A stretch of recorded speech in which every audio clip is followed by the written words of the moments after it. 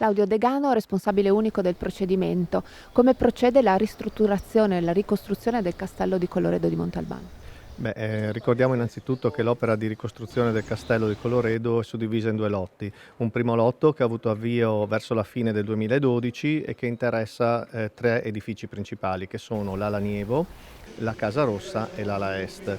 oltre alla realizzazione della centrale tecnologica che racchiude tutto il cuore impiantistico del castello e che viene costruita sul fronte nord della collina. I tre edifici che ho citato hanno raggiunto un livello di completamento che è prossimo, diciamo, a un grezzo avanzato, cioè le strutture sono state completate, la ricostruzione architettonica anche, i solai intermedi, le coperture, la distribuzione impiantistica è completata. Diciamo che entro l'estate, quindi giugno-luglio al massimo, avremo anche i serramenti esterni di questi edifici, dopodiché l'unica cosa che dovrà essere realizzata sono le finiture interne, quindi pavimenti, pitture e finiture artistiche. Però questi elementi chiaramente verranno condizionati da quelle che saranno le scelte della Regione sulla destinazione d'uso dei singoli edifici e delle sale a uso, che resteranno a uso pubblico, perché di fatto possiamo pensare che una destinazione convegnistica o museale o qualche altro tipo di destinazione d'uso del singolo salone di fatto richieda degli apprestamenti impiantistici diversi tra loro, e quindi sarebbe interessante poterli realizzare adesso, quindi prima delle finiture finali, per poi dare una finitura complessiva che tenga conto anche della destinazione d'uso. Quanto manca per completare l'intera ricostruzione e rivedere quindi il castello ritornare alla sua magnificenza? Allora, abbiamo iniziato il 18 febbraio i lavori del secondo lotto, quindi della ricostruzione del mastio. Entro l'anno vedremo interamente consolidate e rese antisismiche le pareti superstiti, che svettano anche 12-14 metri d'altezza senza alcun sostegno laterale attualmente.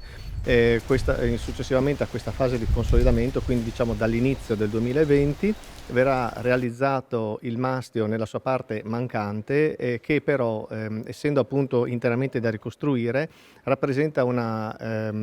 rapidità di intervento maggiore, perché si tratta appunto di elementi strutturali, architettonici e impiantistici completamente nuovi, e quindi possono vedere una maggior rapidità da parte delle maestranze per la sua realizzazione. Quindi possiamo pensare che entro l'anno 2022 anche il mastio raggiunga un livello di completamento pari al grezzo avanzato, e quindi possiamo dire che circa nel 2022-2023 verranno realizzate le pavimentazioni interne, che di fatto sono opere di edilizia leggera, quindi non richiedono